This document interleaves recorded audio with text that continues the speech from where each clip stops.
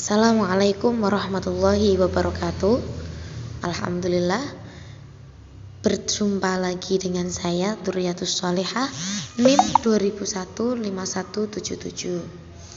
Teman-teman, melanjutkan materi yang pernah saya sampaikan, yaitu tentang pendidikan karakter anti korupsi.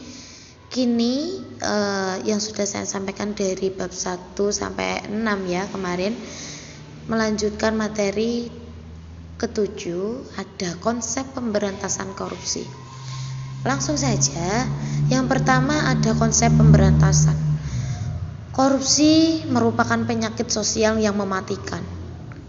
Pemberantasan tindak pidana korupsi merupakan serangkaian kegiatan untuk mencegah dan memberantas terjadinya tindak pidana korupsi melalui upaya koordinasi, supervisi, monitor, penyelidikan, penyidikan, penuntutan, pemeriksaan di sidang pengadilan dengan cara serta masyarakat sesuai dengan ketentuan peraturan perundang-undangan. Nah, ada begitu banyak strategi ya, cara atau upaya untuk kesemuanya harus disesuaikan dengan konteks masyarakat maupun organisasi yang dituju. Langsung lanjut, yang kedua ada B, prinsip pemberantasan korupsi. Dalam melakukan pemberantasan korupsi, yaitu harus lebih mengutamakan prinsip pencegahan. Pemberantasan korupsi tidak bisa hanya dengan penindakan, namun pencegahan juga harus dilakukan dengan cara memberikan kesadaran kepada masyarakat sejak dini. Nah, itu salah satunya. Dan adapun upaya yang dapat ditempuh dalam pemberantasan korupsi, yang pertama ada upaya preventif, dan yang kedua ada upaya penindakan kuratif. Itu ada juga upaya penanggulangan kesejahteraan korupsi dengan hukum pidana. Dengan garis besar, upaya penanggulangan kesejahteraan dapat dibagi menjadi dua, yaitu melalui jalur penal dengan menggunakan hukum pidana, dan jalur non penal diselesaikan di luar hukum pidana dengan sarana-sarana non penal.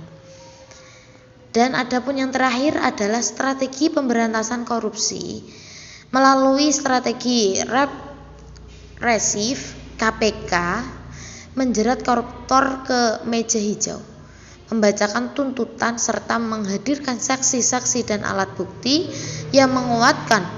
Inilah tahapan yang dilakukannya. Yang pertama ada penanganan laporan pengaduan masyarakat. Yang kedua penyelidikan. Yang ketiga penyidikan. Yang keempat ada penuntutan, dan yang terakhir ada pelaksanaan putusan pengadilan.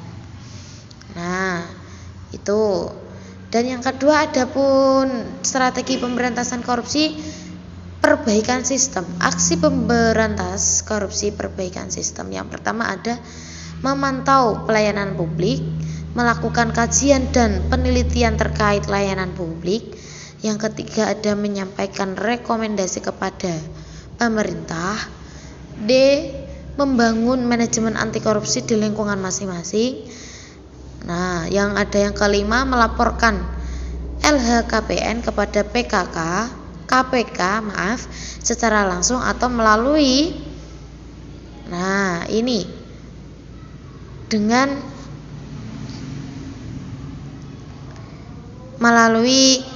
melaporkan ke yang berwenang. Nah, itu tadi. Dan kesimpulannya yang saya sampaikan adalah sangat penting untuk menghubungkan strategi atau upaya pemberantasan korupsi dengan melihat karakteristik dari berbagai pihak yang terlibat serta lingkungan di mana mereka bekerja atau beroperasi. Ada begitu banyak strategi, cara atau upaya yang kesemuanya harus disesuaikan dengan konteks masyarakat maupun organisasi yang dituju. Di setiap negara, masyarakat maupun organisasi harus mencari cara mereka sendiri untuk menentukan solusinya. Telah dipaparkan pada upaya yang paling tepat untuk memberantas korupsi adalah dengan memberikan pidana atau menghukum seberat-beratnya pelaku korupsi tersebut. Dengan demikian, bidang hukum khususnya hukum pidana akan dianggap sebagai jawaban yang paling tepat untuk memberantas korupsi. Sekian dari saya. Apabila ada tutur kata yang kurang Baik, mohon maaf. Billahi taufiq wal hidayah. Wassalamualaikum warahmatullahi wabarakatuh.